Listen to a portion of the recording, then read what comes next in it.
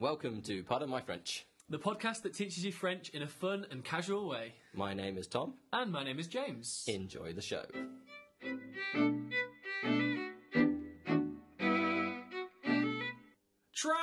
Travel! So what are we talking about? Travel? For episode 3 is travel. Episode 3 is travel. Welcome to the show, guys. We've already welcomed them, you know that. That's what the intro's for, the welcoming. Ah, well. You can never be welcomed too many times. Yeah, well. Bienvenue What's that mean? means welcome. Oh, that makes sense. Yeah. So we're going to talk about what countries we've been to, little bits and pieces that help us around the world. We're going to talk about the world. We're going to talk about travelling, putting one foot in front of the other and embracing the void. Would you describe yourself as a traveller?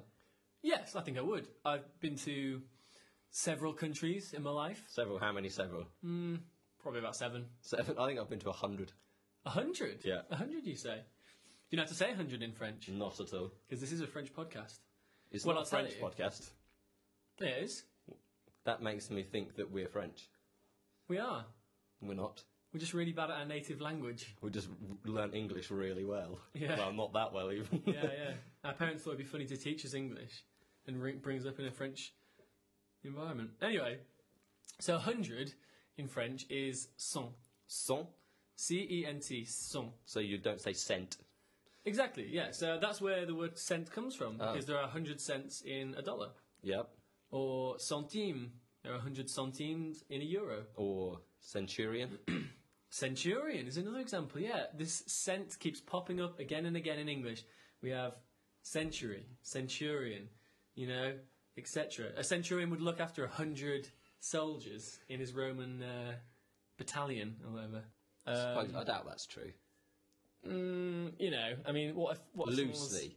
Yeah, loosely, Loosely, yeah. 100. Because, I mean, what if, someone was off ill? Like, just last minute... have to- Last minute rings up on his HTC and he's like, look, I'm feeling a bit sniffly today and I don't think I can come in to... What's it you're doing? That battle? That centurion duty stuff you do. Yeah, he's like, I really can't come in for, like, sword fighting practice.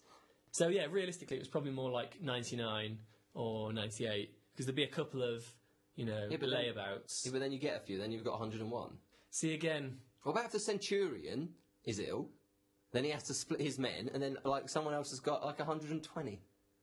Ooh, that is a very good question. Maybe they have people who look after 90 who, on those particular days, become centurions. So So they get bumped up for a day, and then the following day, a centurion comes back. The real centurion comes back, and he's swiftly demoted. yeah, it's an unfair world, really. It's quite unfair. Yeah. The spiky things on the Roman hats. They used spike? to. No, they're like fur, the Mohican. Oh, yeah. Which you now see people wearing on ski slopes, but for very different reasons. How do you know? I don't know. Maybe they're mimicking. They want to be a centurion. Who wouldn't? Maybe they lead a ski school of 100 students. Ooh, yeah, maybe so. Well, well, they used to use that furry Mohican thing on their Roman hats to clean shoes. Yeah, like a shoe shine. They were shoe shine boys, basically. But, well, it seems quite... True, they go up to their centurion governor and they'd be like, "Oh, governor, shine your shoes. Shine your shoes for I didn't know. What was it? The Romans. quid. What did they have, euros back then? Euros. Well, they pretty much Just owned gold Europe, coin. Just coin. Just call it coin. Yeah, all right. Bit of coin for a bit of spittle. I don't know if the Romans were Cockneys. No, yeah, they probably weren't. Could have been. Maybe they invented Cockney.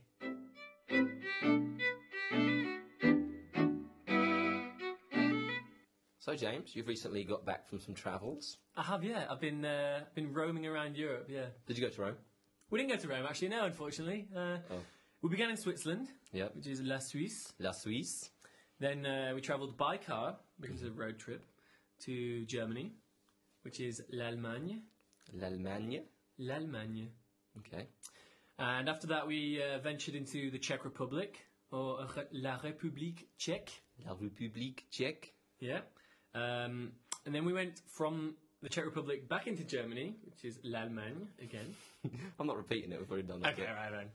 And then finally, we ended up in the Netherlands, which in French is les Pays-Bas. Les Pays-Bas. Yeah, now The word for Netherlands in French is very interesting because the word pays actually means country in French, okay?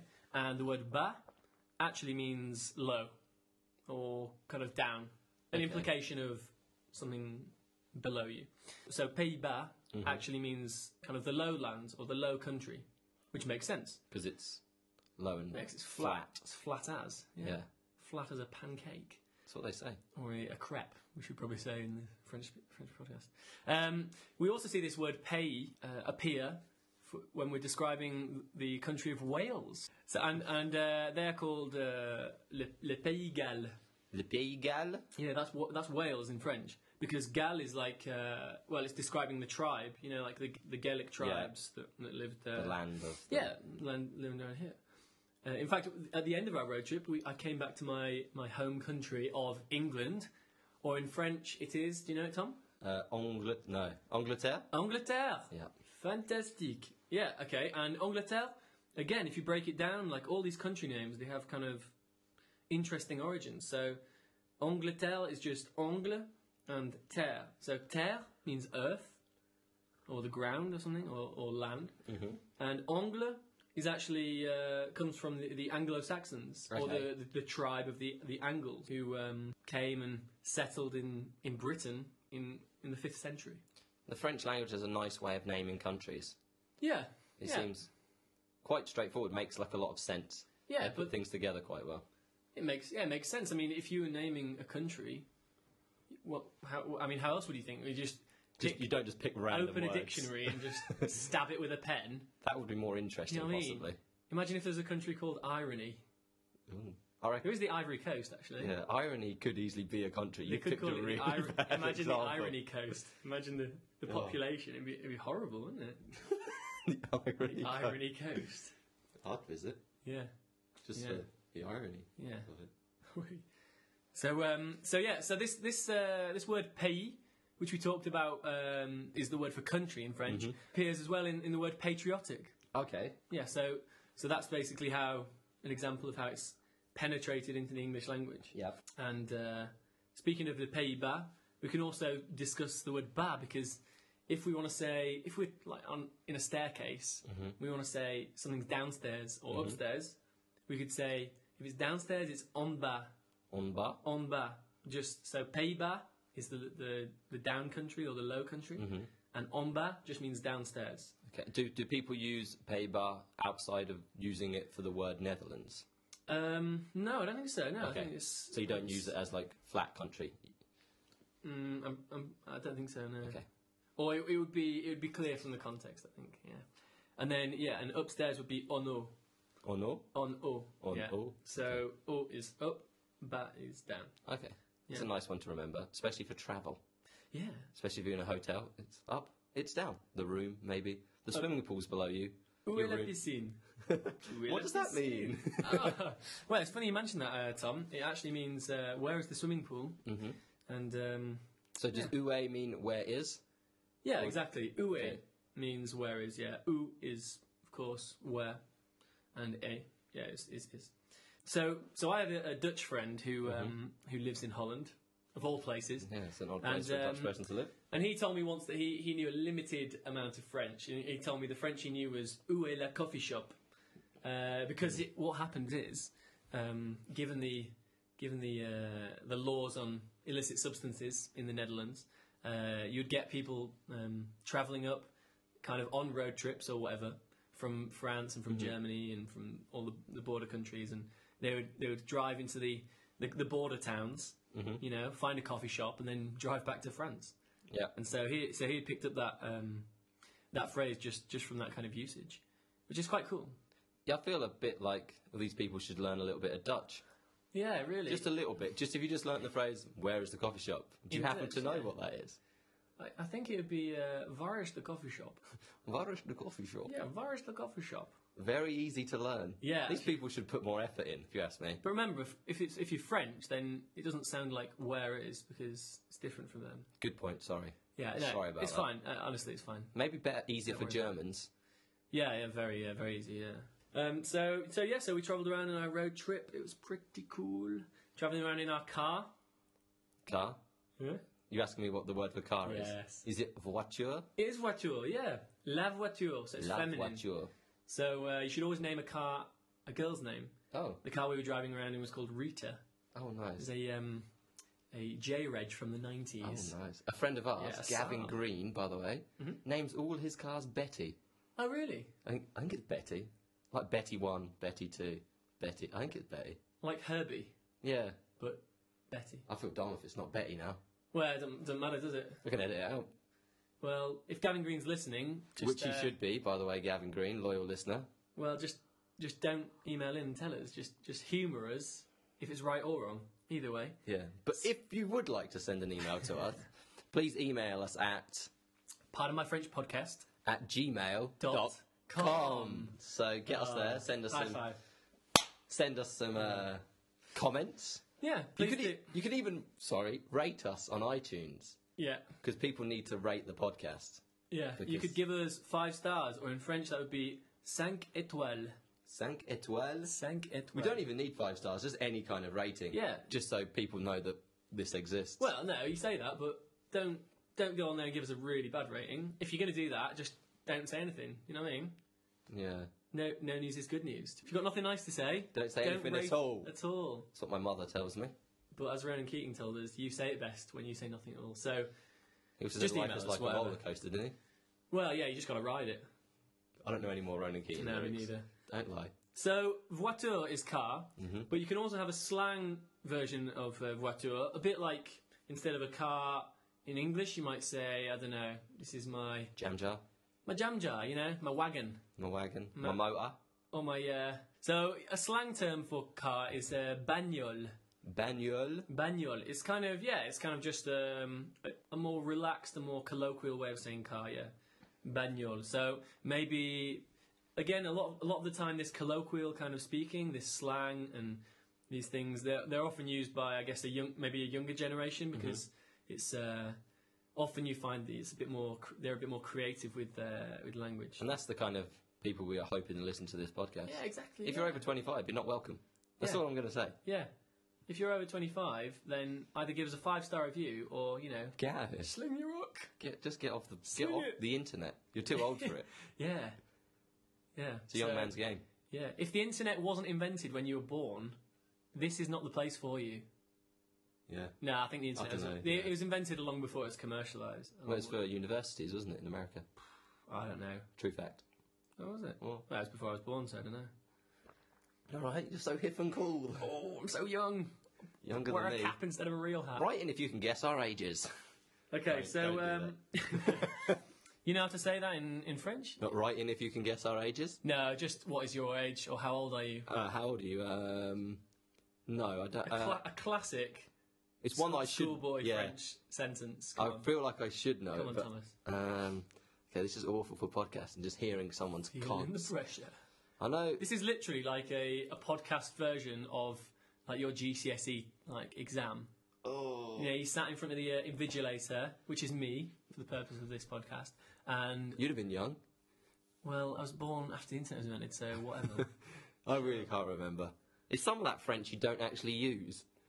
Oh, no, it's probably quite common. Really? I think asking someone's age is fairly common. If you meet someone, eventually you'll probably out of Yeah. curiosity, out of la curiosité, you'll be tempted to ask them what their age is, just because it's I don't know, it's an interesting. You could fact. just steal their wallet and look at their ID.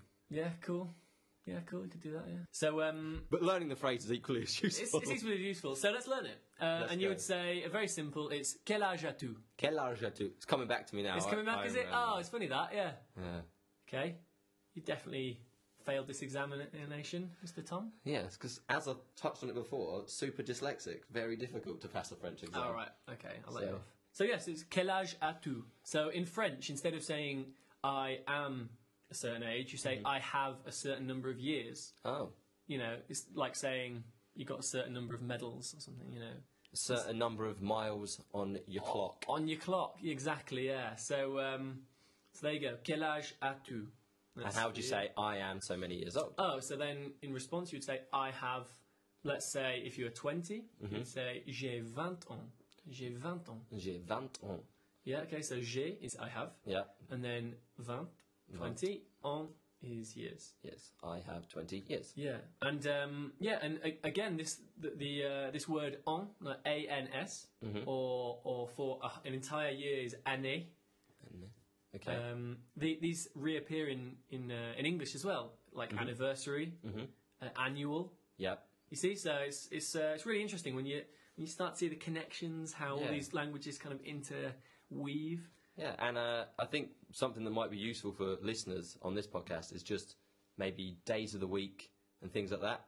Just, we should quickly maybe go through it, because when you look at something, this is closed then, this is open then. Yeah, okay. Something that used to catch me out, but now I've learned some. Okay, can you tell us? No. Okay, so... Monday is lundi. Lundi. Lundi. Mardi. Mardi. Mercredi. Mercredi. Jeudi. Vendredi. Vendredi. Samedi. Dimanche. Dimanche. Yeah, very good, very good. Thanks very much. So, that's very impressive, Tom. Thanks very much. I've been studying. You've been revising? A little bit. Wow. I feel like an idiot on this Might podcast. bump that F up to a... F plus. An E. F plus, yeah. A double F. F plus. Yeah.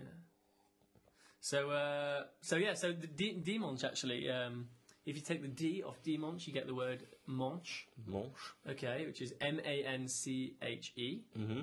And la manche actually is the word to describe the sleeve of something. Okay, so the sleeve of a coat or a shirt. Mm-hmm. Okay.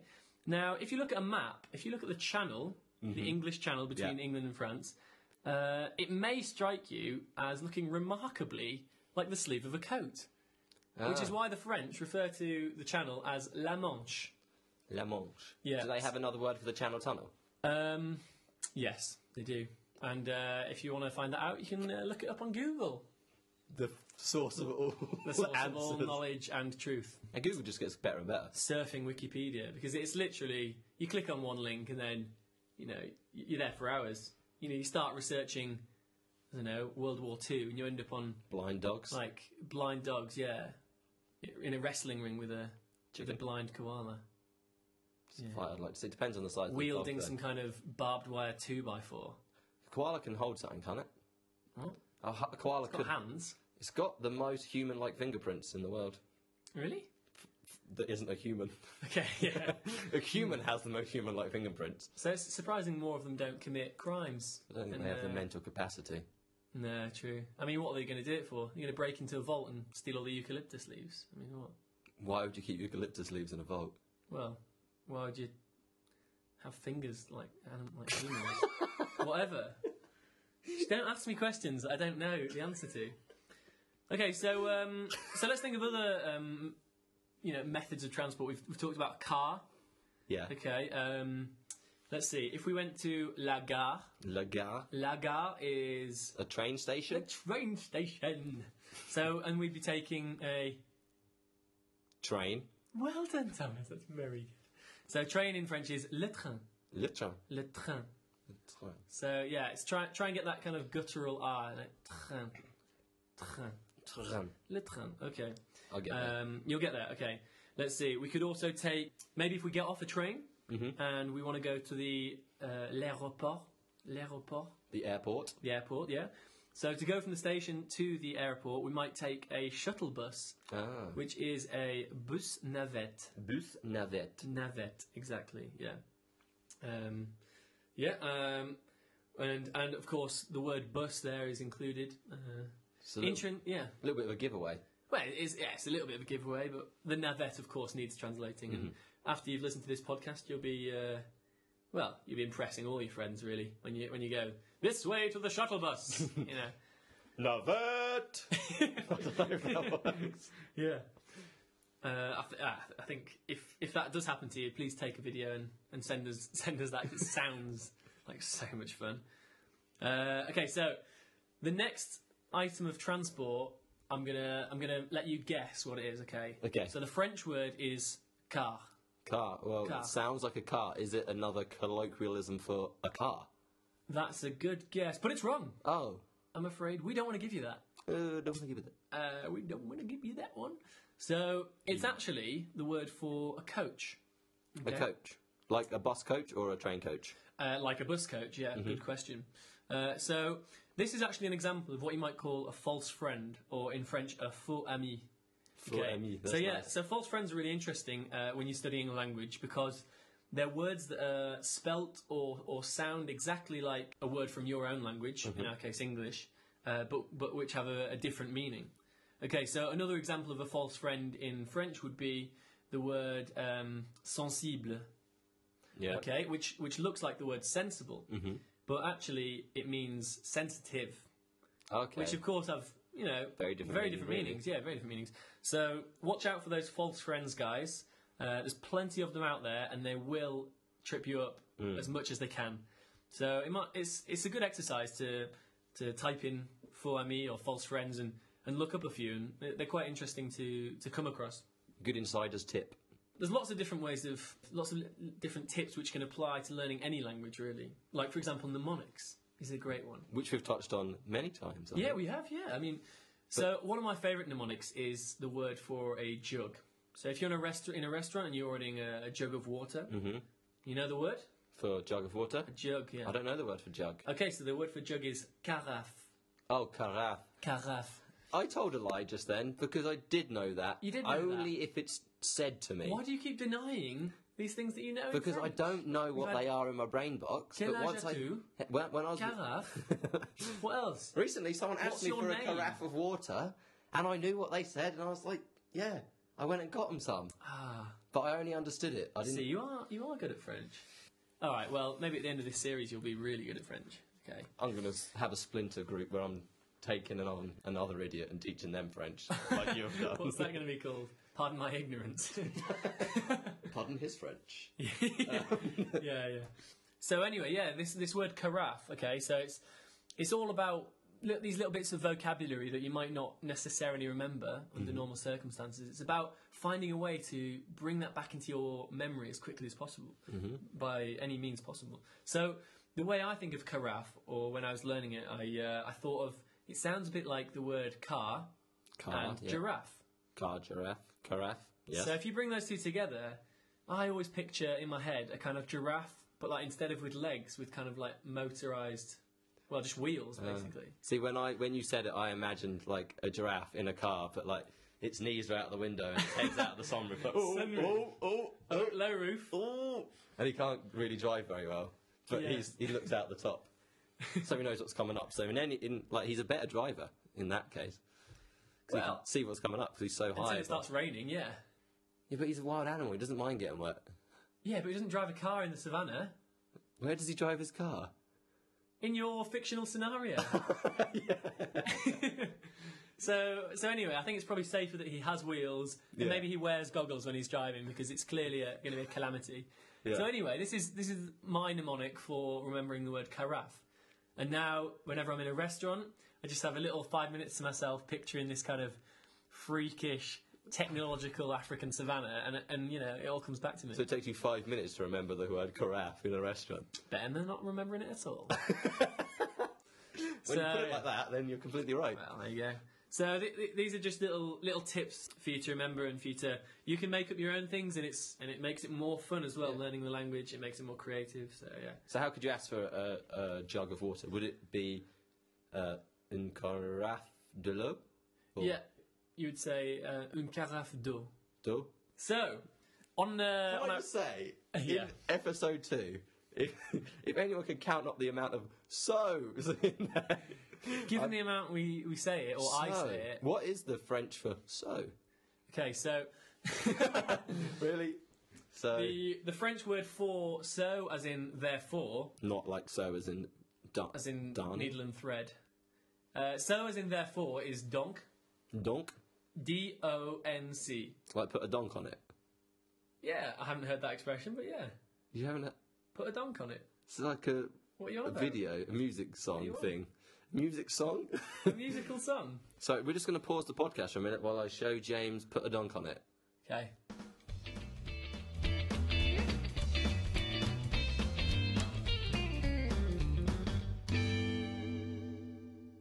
That was amazing. Really? Well, in a kind of negative way. Hmm. Do you know how, like, you can be amazed, but in a bad way? Yeah. Yeah, Like it was you pretty, really, yeah. it was I know. really terrible. It wasn't that bad. It was pretty bad. It was. All right. We're going to have the, whatever they call, blackout crew on our back now. They're going to put a donk on us. Yeah. Oh, God. Techno! Electro! Let me see you drop it. I don't know if they ever say that. I just don't know if a thick Yorkshire accent is conducive Yeah, to, but we shouldn't rap. But we shouldn't limit people because No, of where God, they're no. from. It'll probably... Back to travel again, obviously. It'll probably come through, you know. Maybe this podcast will just deviate into some kind of rap, I don't know, freestyle mayhem. Maybe we should try out a rap someday. Maybe we should do it now. We'll save it for later. Let's get Yeah. back to travel. All right. So we're stood in our train station. You know, we're ready for our commute. Okay. So, what's the basic steps of your commute, of your commuter every day? Everyday commute. Yeah. Imagine you got this day-to-day job. You get up out of bed. Well, this is about travel, not my boring day-to-day life. Yeah, I know. Listen. Okay, sorry. Get out of bed. Yeah. Take the train into work. Do your work. You just take the train back home. Yeah. You basically just have a little bit of kip, bit of food, and then you go back to work again. So it's very monotonous, right? And the French have cleverly devised a term for this, as if they couldn't, moan about their work enough, about how much they work and all that. So they've come up with this expression. It's called métro, boulot, dodo. Métro, boulot, dodo. Yeah. So métro is, of course, the Parisian underground. Boulot is another word for work, like a job. Okay. So, you can have travail, but you can also have boulot. Boulot. Yeah. So, métro, boulot, and dodo. You guess what that is? The bird. Oh, snoring. No, it's sleeping. Well, why It's did you not- snore then? Because Because sleeping you doesn't... only snore when you sleep. How would I have indicated, Yeah, I was like, just in thinking an that. audio way, sleeping? Unless it just did light breathing on the microphone. It would have sounded weird. Yeah, it probably sounded weird. Yeah. So, that's how I sleep anyway. Just like that. Yeah. Oh. I do not snore. In fact, to snore is ronfler. I can't say that. Ronfler. I can't do the throat. Okay. That's probably because you don't snore. Probably. Because people who snore can probably make that sound without even trying. In fact, when Same. you snore, here's a good mnemonic. When you snore, you probably make a sound a bit like the word ronfler. So it's like... Just like that. Are you also saying that all French snore because they can all do this? No. No, that's not what I'm implying. That's what you're saying. You're Some of nodding. them You're will do. nodding, but you're saying no. Don't use this. What is this propaganda? No.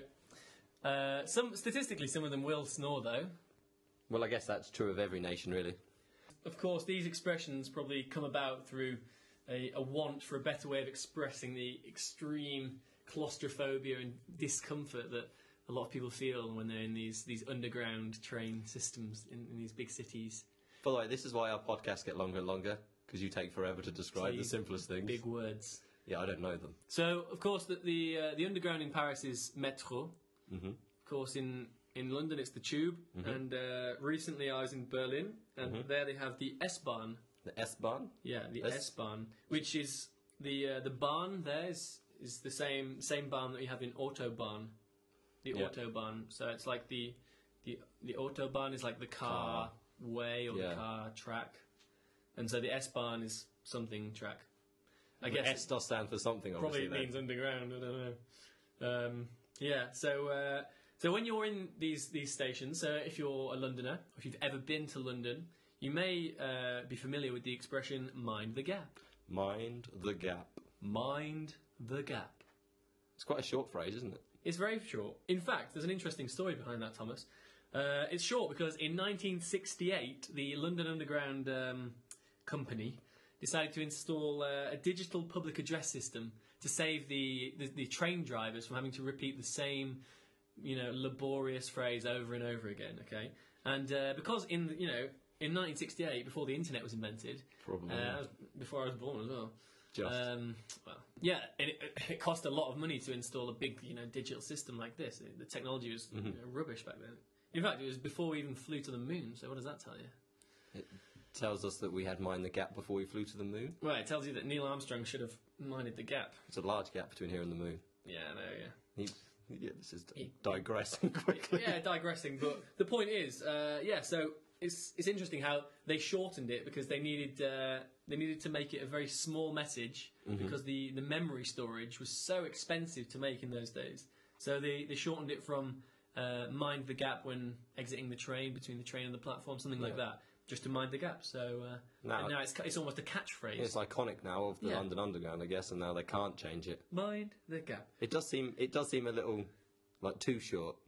Well, I Like, mean, it's like- do you think they'll go one step further in the future? No pun intended. Do you think they'll be like, they'll just go gap, or maybe they'll just be like Gap. a short whistle, and people will know what it means. No, because there's lots of people on the Underground in London who aren't used to the Underground. That's true. So a whistle just like, what's going on? I don't understand because there's a lot of tourism in London. Mm-hmm. I'm surprised there's not a lot more accidents with non-English speaking people who don't understand what mind the gap means. Well, even if you spoke English, mind the gap isn't like a normal phrase to hear. Yeah, that's true. Like mind, you might think of your brain or something. I don't know. Yeah, and Mind the gap. it might be like Brain, the fashion outlet. You know what? The next stop, the Gap. Yeah, exactly. So, if you want to say that in French, if you want to save a French person's life in the London Underground, then you could turn to them as the public address system, as it says "mind the gap." You could turn to your French companion and say to him, "Attention à la marche en descendant du train." That's much longer than mind It's the a little gap. bit longer, isn't it? Yeah. So, but at least they're getting it right. Could you do that one more time for everyone? Attention à la marche en descendant du train. So, if we break it down, marcher, the verb, means to walk Okay. or to step. Like march. Yeah, exactly, like to march, like a marching band. Yeah. So that's another example of French penetrating the English language. So the first word we have is attention. Attention. Well, it's like attention But again. like It's like the watch out. army. It's more like watch out. Yeah. Yeah. It means watch out or beware. Look sharp, kid. Yeah. If you've ever seen the film The Day After Tomorrow, you'll notice there's a scene where the girl smashes the taxi window and she says to the people inside, "Attention les yeux," which means watch out the eyes, basically. Yeah. So it doesn't have a direct translation, but it means beware or careful or something like this. Attention les yeux. So attention à la marche. So it's saying beware of the step. Yeah. En descendant du train. So at the end we have du train, which is of the train. Train, yeah. And en descendant is it means on descending, on getting off the train. So in French you would say, instead of saying to get on and off, you would say to climb on and to descend off. Okay. So to board a train you'd say monter un train, Yeah. monter, Monter. yeah, and to get off is descendre Descendre. le train. Okay. Attention à la marche en descendant du train. Yeah. You could even just say attention and point at it if you forgot this. Yeah, there you Okay, go. mate. Attention. Yeah, exactly. Point down yeah. at it. Yeah, or just Or learn the phrase. So we want to try something new for our podcast now. It's something that we hope we can do every episode. If you like it, please let us know. But if it is awful, please also let us know so we don't keep doing it. Welcome to today's episode of Tom's Word of the Day. It's the part of the show where Tom chooses a random word and then says it loudly. Watermelon. So there we have it, that's our word of the day, it's watermelon. Now this translates as pastèque or melon d'eau. Thank you and good night. I used to live in Paris, and when I used to live there, I used to take these things called Vélib around wherever I went. Okay, so if you've ever been to London again, Yeah. you might get off the tube and get on a Boris bike. A Boris bike. Okay, so we've all heard of these. They're these bikes that click in and out of kind of bike stations, and you get them in all the European towns now. You know, you've got them in Brussels, you've got them in Madrid, Paris, Berlin. They're everywhere. Aosta Okay. Valley, Italy. Or Like- literally all over the world. Yep. And rightly so, because we should see more people riding bikes. A bike is, of course, a vélo. Vélo. And the word for freedom, interestingly in French, is la liberté. Liberty. Yeah. Okay, so if you take the word biking and freedom, so vélo and liberté, then you form a word which is Vélib. Yeah. It's a combination of the two. And that is the name of the Parisian biking system. It's a nice name. Yeah, it's very nice. It's beautiful, in fact. It's poetic. Nicer And, than Boris Bike. Yeah, exactly. So, and while I was there, it was brilliant because you could get a subscription for 19 euros for the entire year. So Oh, wow. it was very cheap. And yeah, if anyone's going to Paris or is going to live there, then I would definitely recommend it because it's an amazing way to get around a place. So my subscription to that is called an abonnement. Abonnement? Abonnement. Abonnement? Yeah, so that's a subscription. Un Okay. abonnement. So you mentioned at the end of your road trip you went back to England. That's right. Yeah, Did you fly? I didn't fly actually. I didn't take a plane or an avion. An avion? I didn't take a plane. I actually took a ferry across. Ferry. By the way, it's from- avion for do with aviation. Exactly. Yeah, exactly. So you have all these little connections with the Latin root of It's the all word. coming together. Hoo-hoo, like a jigsaw puzzle. Yeah. Like a kind of linguistic puzzle. Like a little Rubik's Cube of words. So what's the word for ferry? So the word for ferry is le ferry. Le ferry. Yeah, very, very easy, yeah. Just like the word for weekend is le weekend. So that's an example of a word that we've given to them. Yeah. We've taken. So I came back on the ferry and it was really very comfortable, which is lucky because a lot of people do actually get seasick. Yeah. On smaller boats. In fact, on the ferry in the morning, I was given breakfast and I chose to have some marmalade on my toast. Now, can you tell me, Thomas, why that is very interesting? I cannot tell you why that's very interesting. Oh, well, I'll tell you then. Except for it's tasty.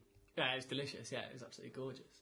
So marmalade, the word, actually comes from the word for seasickness Okay. in French. So the word to be ill in French is malade. Malade. Malade, yeah. If you're ill, you say je suis malade. Okay.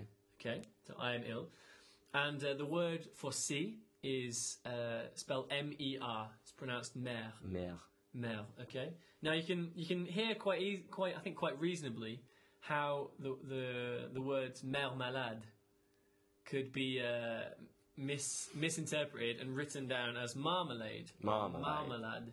Marmalade. Yeah, and this is because they used to give a kind of orangey, sugary substance, which we now refer to as marmalade, to passengers on board boats, and it would help settle their stomach and chill them out. And to be honest, it's 8 o'clock on a Friday morning, pulling into Hull Dock. My stomach was very well settled. Because of your marmalade. Yeah, marmalade, my hot chocolate. Did you eat marmalade because of this fact that you knew? Or was it that you just like marmalade? I'd like to say I did, but I didn't. I was just hungry. Well, honesty is always the best policy. So Well. thank you for that. Yeah. I mean, that's probably what Captain Barbossa eats for his breakfast, isn't it? You'd have to if you're a pirate captain or whatever he was. What, pirate captain of a ghost zombie ship. Yeah. I'm still not sure who he is. So, Maybe in episode 4 we'll find out. yeah. his, Maybe I will watch all the Pirates of the Caribbean movies. What, in an omnibus? Oh, maybe. Ah, right, that's interesting, because the word omnibus is where we get our word for bus from, in Oh, both yeah. English and in French. Why is that? Well, so omnibus means a coming together, a collectiveness of all things. So omni means all. Mm-hmm. So that's why on a Sunday afternoon, when you're feeling a bit lazy, you might watch the Hollyoaks omnibus, Only if you've got nothing better to do. other than watch the Pirates of the Caribbean films back to back. Yeah, I think that's much more, profitable. Informative. Yeah, probably that's the word I'm looking for. And on that note, me and Tom are going to go and watch the films now, so see you later.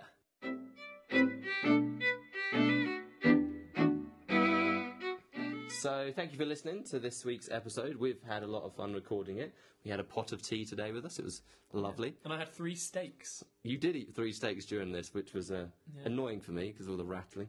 But we hope you've enjoyed it.